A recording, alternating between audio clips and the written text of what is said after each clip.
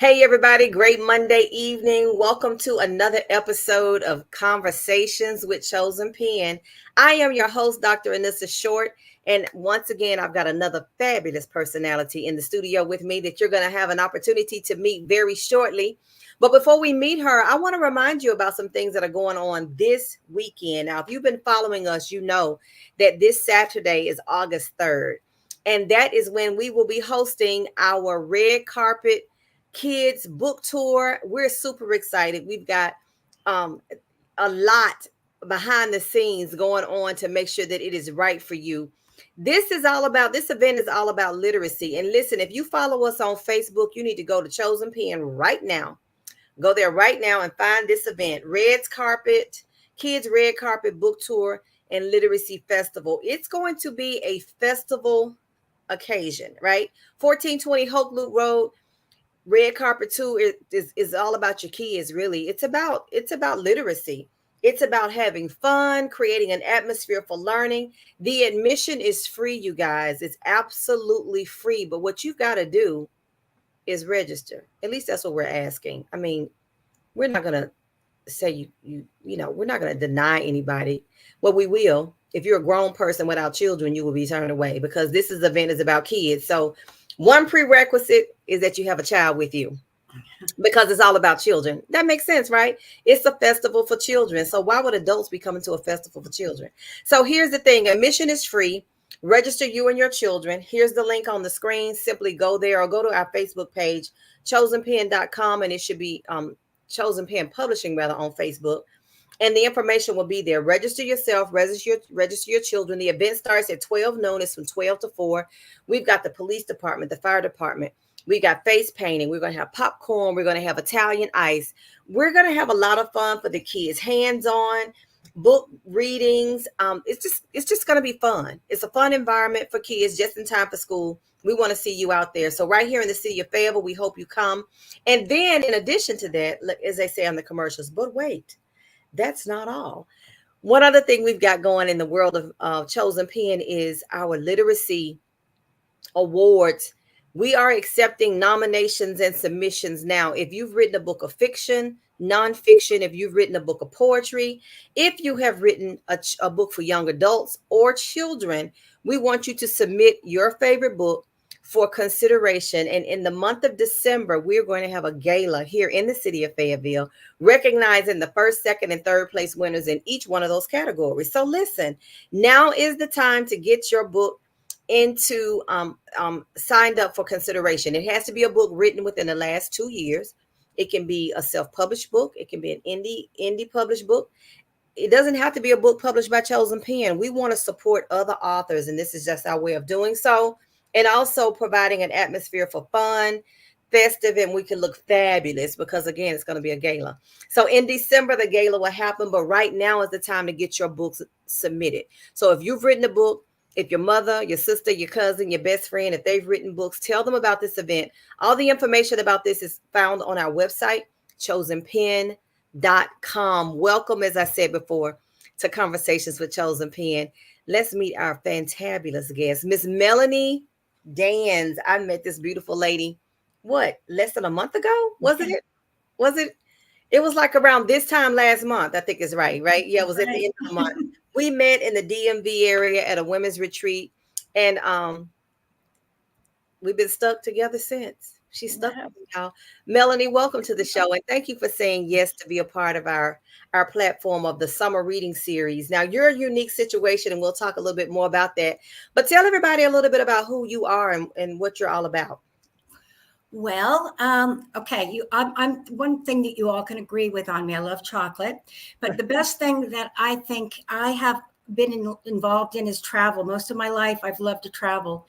I've gone to so many different countries, even in ministry, and just as a small child, I just loved to do that. And so anything that has to do with any countries or the people in the countries, that's always been my fascination growing up. How many countries have you traveled to? Can you give me a count? Oh my gosh. You know what? I have counted them and I don't remember. The only continent I haven't been on is South America. Wow. What was your favorite of all the places you traveled? Give me your top two favorite. There's one little tiny island off the coast of Belize. It's called San Pedro. Very unique. Only there's only like you don't wear your shoes. You take your shoes off the minute you get there, and everything has sand in it. So when you walk in the stores, there's sand. You don't ever need your shoes. But I loved it because they come out to greet you and make you feel so special the whole time that you're there. And it's very small, so it's very personal. And probably the next one, I really did. I mean, I love Southeast Asia, but probably my favorite is South Korea. Okay. I really liked South Korea. It was very clean and very beautiful, and it just drew you in. I mean, I really did like it. But my favorite country in the world, just because of heart and background, is Norway, because that's where Really? my family comes from. Okay. Okay. So tell me this. I think I understood you correctly because some of your travel has just, you said some of your travel was via ministry, but then of course you've just been traveling anyway. So to be able to travel for ministry purposes was nothing new for you because you had already been familiar with traveling internationally anyway. Okay. So give me one bit of advice. If for someone who's never traveled internationally, why should they at least consider it, Melanie? You know what? I have a good answer for that, actually. I've always told people the reason I love traveling and meeting people in all the different countries is because you see good and bad in every country. And you learn, your scope just opens up so much. And I think you learn to be a better person. You learn to love better, to see better, to understand people better. I've been enamored by learning things from all these different countries I've gone to, and I've always made the people number one in all the countries I've gone into. Yeah. One of the things I loved, I had not, prior to going to other than Jamaica and the Bahamas on vacation, I had not gone anywhere outside the United States until 2022 and 23. And within that window of time, actually September of 22, I went to South Africa for the first time. And then that November, I went to Paris, France. And then the following March, I went back to South Africa.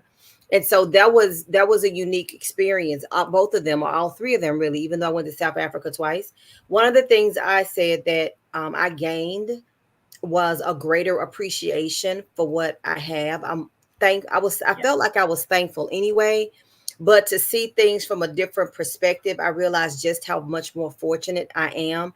And we take things for granted.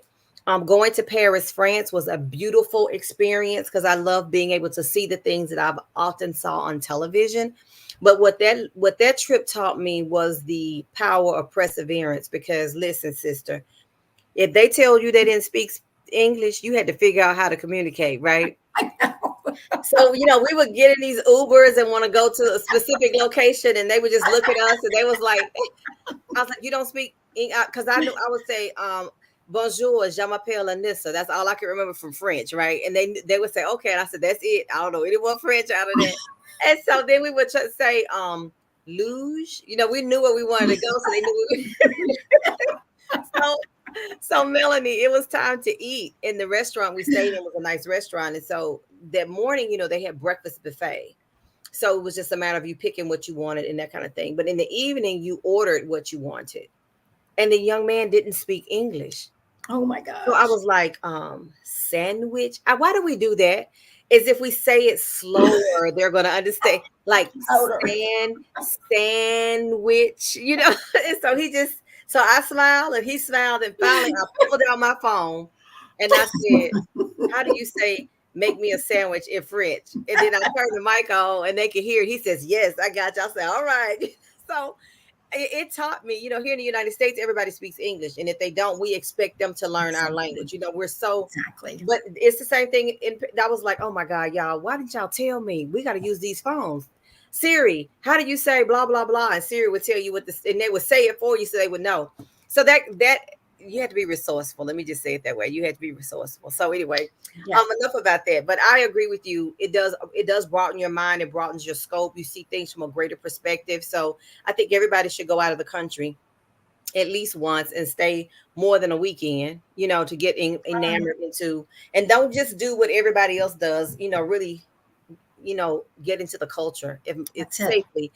Yeah. Okay, so we met at the conference. And so without going into a whole lot of detail, this was a women's conference. It was a faith-based conference, but it was also women in business, and so it was a little bit of both.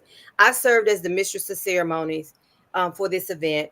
Miss Brenda Johnson, that we all know and love, was the host, and the team did a fantastic job. And Melanie, was this your first time attending the conference, or had you been to this Daughters Arise conference before? I hadn't been to the conference. I'd only been out to Emerald Isle. Okay. So Okay. I just jumped in and started working too. I got you. I got you. Well, I had become acquainted with not Dr. Miss Brenda when she lived in Fayetteville. So I remember before the conference started, there were trips to South Carolina, and it would be like women, like I guess you would call it like a retreat or a respite for Mhm. women or Yeah. what have you. But we connected at this event. Now, y'all, I was the MC, mistress of ceremony, so I knew quite a few people. Quite a few people that I either knew or had met in previous years. Melanie was not one of them. And then I don't know if what was it? Was it a lunch break or whatever? And she just rushed up to where I was and says, "Girl, I've got to be we got to be friends." And I was like, "Well, all right, that sounds good with me." That sounds good to me.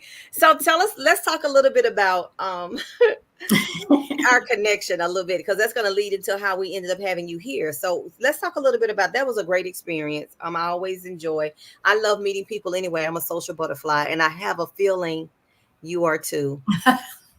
Yeah. But your personality just, I mean, I had to be around you. You were just so, just electric. It was awesome. I really loved it. Well, thank you. I thank you. I appreciate it. So one of the things I communicated during the event there is that I work with women on creating their signature books, and that I, Mhm. powered by Chosen Pen Publishing, I had the opportunity to not only publish my own books, but to assist others with becoming publishing to publish books. And then that's how Melanie and I come, other than her and I connecting, she had a conversation with me. She says, "I've got a book that I need to publish, and and this is, we need to talk more about it." And of course, at the time, the setting didn't allow for us to go into a lot of detail, but we did connect after the fact. And so before we get to talking about your book though, Melanie, I think it's interesting when I want to go back to what you made reference to with traveling, because since the conference, you've been out of the country again because you did ministry traveling, and much of what you do with regards to the mission work and your book kind of ties together. So talk a little bit about the mission trip or the mission work you've done. Well, when I was in Bible college, I actually was one of three people sent to Norway, which was a total miracle dream of mine to have happen. So it was just unbelievable. And I got sent there, and I had to figure it out myself how to get there and all the miracles that happened to get there. But I got there, and by the end of the year, when I came back, they told me that I had the hottest outreach out there. And Wow. I was excited because I have to tell you a little tip, and I'll share it with all of you. I thought I was the stupidest one in the class, that I had the least potential. Hmm. And so God was going to change that. So he sent me out on one of the toughest things that year, going to another country, and two other people went out too. And I'm like, oh, God must have made a mistake, or somebody made a mistake. But you know what? That changed my life going to Norway. And I realized not only was I great getting away from people and all I had was God, it just started really, showing me the power that God had and how I had to depend on God and not man. And it really, showered me. And so I loved that feeling of being a pioneer on a love's frontier. That's always been kind of my title when I go into a country. Years later, I ended up going to on a safari with my daughter with a guy that I worked with. He was a nurse, and I met his brother, who was a pastor in Nairobi, Kenya. When I was 8 years old, my brother's best friend's father was ambassador to Kenya, and I always wanted to. I don't know why. And it was God, but I didn't know why. I was so just taken by this ambassador of Kenya that I just always wanted to go to Kenya, and it was just in the back of my mind. So there I am, and I'm meeting this wonderful family in a church that really needed a lot of help and a lot of financial backing and things like that. So I ended up really getting, connected with them that time. And then I went back to America, and I was going to come back, but then COVID happened. And so I had to, definitely, change paths on being able to go there. And they wouldn't let me go for a long time. But I came back with 7 people, and we all, just changed the whole atmosphere of this church by praying, and the miracles that happened, you just were on your knees over. And I'm telling you, you just never saw miracles like with the humbleness and the faith that those people had there. So I just got so enamored with being involved in that group that I just went back again and I did a conference for 4 churches. And oh my gosh, I taught on my book. And I think it was perfect. And that's why I'm glad I wrote my book, because I realized how much it's really helped people. And, and it was just, but those are my big ministry places. I have gone and done smaller ministry places as well, but those are the ones that I currently am really heavily involved with right now. So, Melanie, I want to go back to something, because you said this last time you took your book. And of course, the book, for those who are watching, Melanie is a little different from some of our previous guests. Melanie's book is not published yet. Chosen Pen has the honor of publishing it for her, but the manuscript is done. So you took your raw manuscript and used that for content. Okay. So here's what I want to say. You said, I took the manuscript and you used it for your lessons, and people just like engulfed. They benefited so much from it. Can you tell the audience what it was like when you said, I don't want to write this book? Oh my gosh. Yes. Thank you. Oh my gosh. So here I am at a conference, and a man named Reverend Nessel comes up to me and says, "Hey, what have you been doing?" And I told him about an RV trip that I went on, where I went off for 3 months and drove a 28-foot RV, which my friends thought I was absolutely nuts. But I was going to show them I was going to do it. And now I'm the best driver of that. But going out there was the worst weather, the worst everything you can think of. It was the year that Yellowstone closed for the first time ever in history. And I was just going out of it as it was all crumbling behind us. So it was, an adventure that I thought that was such a great adventure. So I'm telling this man about all these things. But while we were out there, what started it all out was like the first couple of days we were out there, we needed something really badly. And I just, out of my mouth came, "Let's just stop, drop, and pray." And then I went, "Oh, that's kind of catchy." So I said, "Let's do that." So we prayed about this one big, huge miracle. And oh my gosh, you would not even believe how that got answered. So from that, we decided to continue to do that. So every time we had just God says, cast all your care. Yeah. Every time we had one little something that would come up with, let's stop, drop, and pray. And it wasn't always me saying it. Everybody started, there was 3 of us. It became your mantra. Yeah, the mantra. So anyway, I came back and told him about all the miracles and all the things that happened. And he said, "Melanie, you need to write a book." And I said, "Okay, I guess. I never thought I'd ever write a book, but I think if you think I need to." I never, ever, ever thought of writing a book. But he said, you have to. I'm like, "Oh, okay." Well, and then the great thing was, as I started to ponder on the book, God said, "Oh, you know what? This was the stuff you're going to do stuff before you even get to the trip. Because I'm going to show people what your life was like before and all the things that were going on. And then I'm going to show them what it was like when you went on this trip and what I did to teach you." It was like being, in a training with God. Mm-hmm. It was definitely a training, because God doesn't always answer your prayers just like that. But in this trip, he did, because he was training us. And so I didn't expect that part to come up, but I was faithful to listen to what he said, to go and start the book. And I felt that had to be God talking. So I did it. And then God started just throwing stuff at me and saying, "I want you to do this, and I want you to do that, and I want you to throw this and throw that in." And I was just like, "Oh my gosh." It wasn't until I took the step forward that God gave me all this plethora of information that I didn't even think about, and how it all played together. So you never thought about writing a book. The book was a suggestion. You were very respectful to the suggestion, but in the meantime, you're going, "You have got to be crazy, because I'm not writing a book," right? So then you start getting content that starts to flow, and you're putting pen to paper. But Melanie, okay, you sent us a manuscript like just the other day.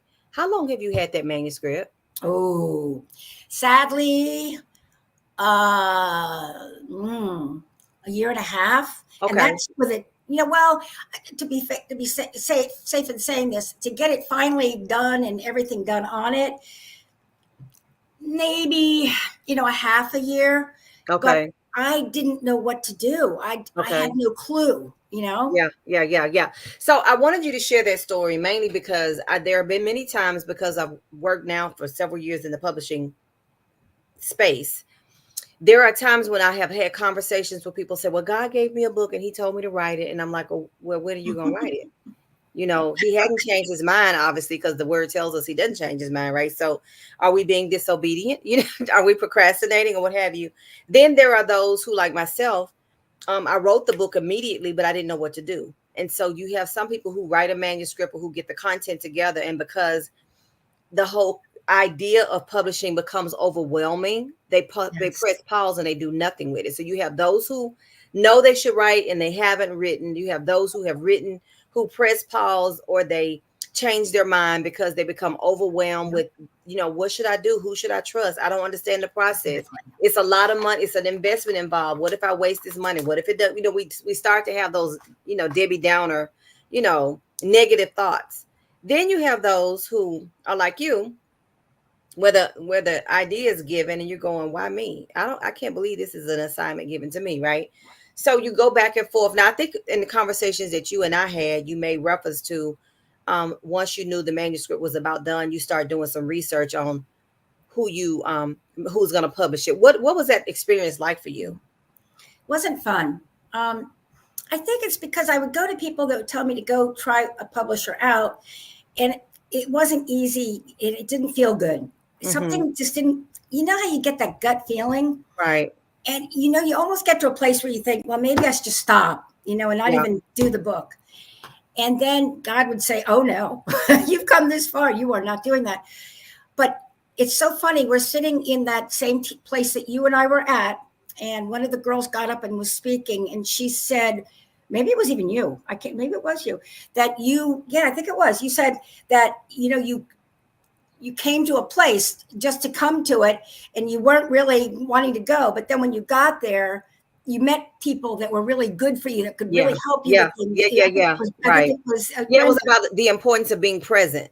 The Yeah, importance of being present. And a lot of times we discount events, or we bail out, or we tell people we're going to come and we don't come, or we don't push and make the sacrifice. And how do you not know just that the answer to your prayer, or the answer to a solution, or the connection that you need to meet is at that venue or at that event? And that's what happened for me. I went to an event to support someone. I didn't feel like going. I really didn't want to, but I refused to. I mean, it took a lot for me to just say get up and put some clothes on. But then I met the lady who helped me publish my book, and in turn led to a whole lot of other things happen in my life because of that connection. And so that's when I think you came up to me and almost ran me down and said, "Oh I my God, was. we should Well, be friends." I came there praying, and I just said, God, I don't know what to do. I need to get this book, and I don't feel comfortable with anything.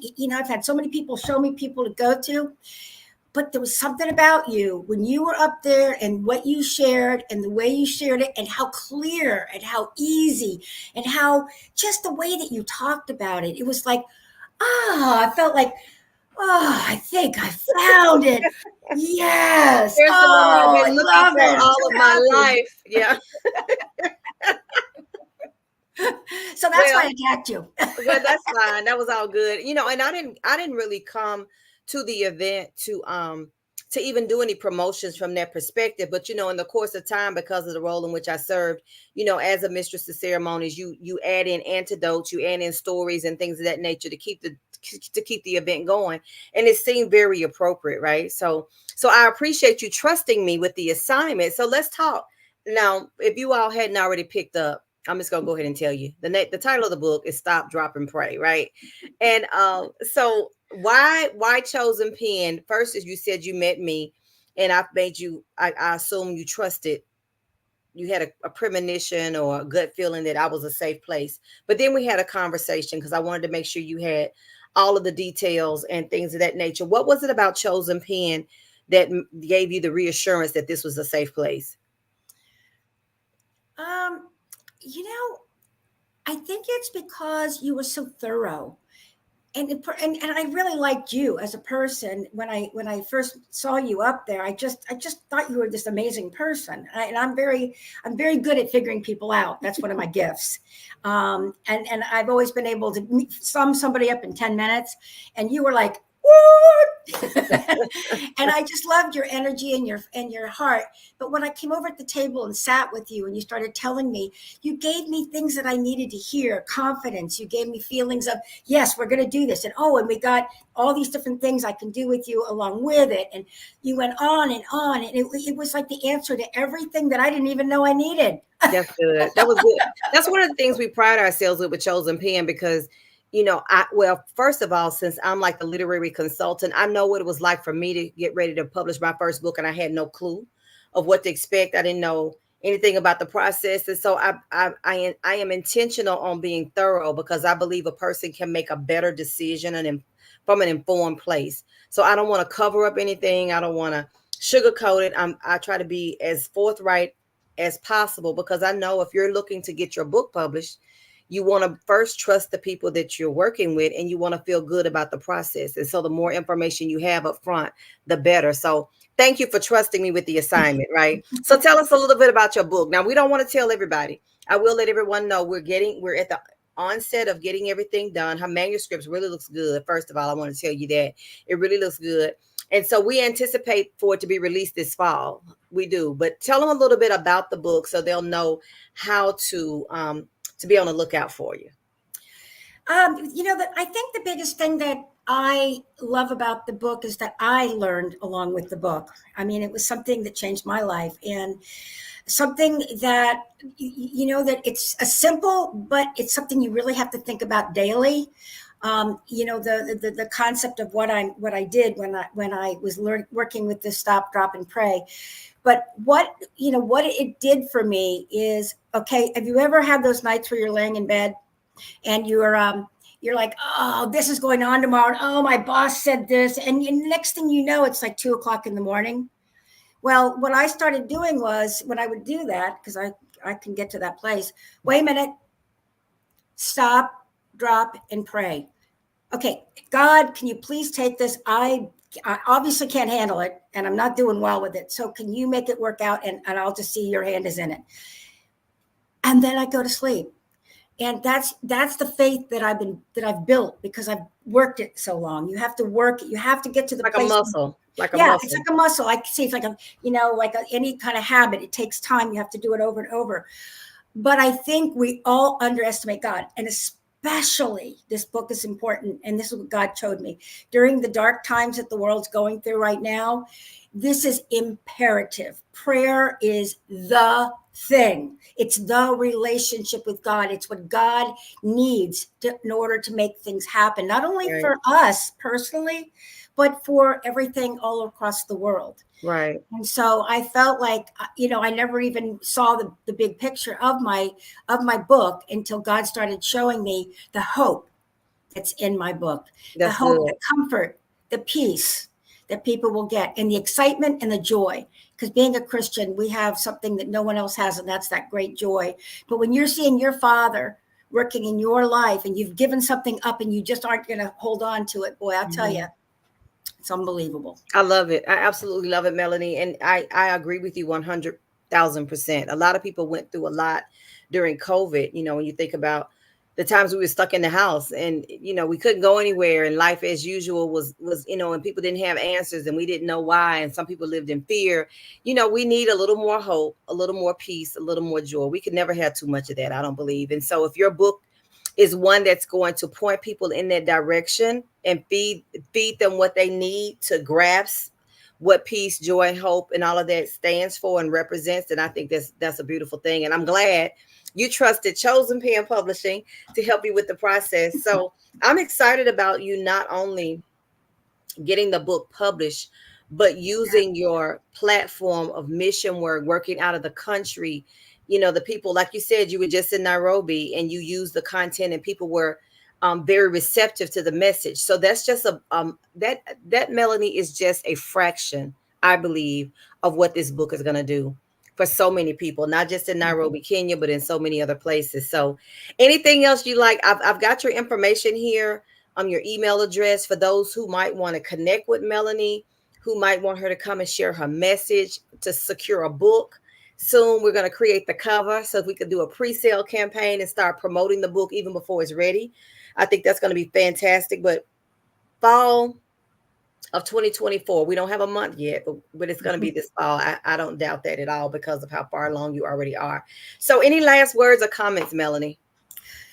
Well, I have to tell you, when I left Nairobi, the pastor wrote me a really great note. He said, all these miracles are happening and all these things that people you prayed for. And he said, everybody's going around saying, stop, drop, and pray. Oh, wow. It's a movement. But, that mantra, it's like a movement. Stop, drop, and pray. It reminds me when we were in school. And I think it was Fire Safety Week, and they used to tell us to stop, drop, and roll. Do you remember that? I stop, do. Drop, and roll. So that's where I probably got it from. No, yours is an original. It's an original, but it doesn't matter.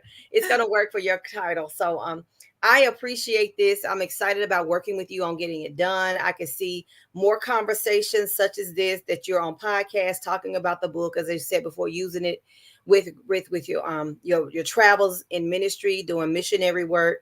And then, of course, conferences and women's retreats and all of that. Melanie, the doors are about to open. And good thing you know how to drive a 25-foot RV so you can so you can get there. I don't think you'll have a problem. Listen, because if you fly, the flights might get canceled or whatever, or God forbid we have a technical glitch and you can't get out, but you could drive a 25-foot RV. You're not going to be stopped. It's a 32-foot. I'm sorry. Oh, okay. Well, just rub it in. Why don't you? I'm already impressed with 25, and now you say 32. That's even bigger.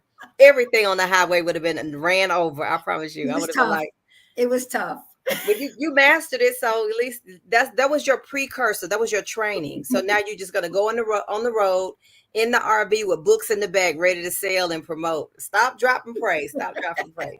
Thank you again, Melanie, for hanging out with me today. I'm so excited to work with you. I appreciate the opportunity. And for those of you who come with us every Monday night, you're here with us every Monday night. Don't forget to like, comment, and share. By all means, share, because our goal is to grow more in 2024, and we can't do it alone. So without further ado, remember this weekend, August 3rd, here in Fayetteville, come to the event. Register your babies, you and the adults and children. It's absolutely free. It's a community event. It starts at 12. It ends at 4. You don't want to miss it. We're doing this for you. The Brown Brown Boy Literacy Foundation is the host, but it's being powered by Chosen Pen Publishing. And we want this to become an annual event that we host every year before school starts back. So to have you come out is going to be a plus. You make it possible. You bring the success. And so I want to thank you in advance.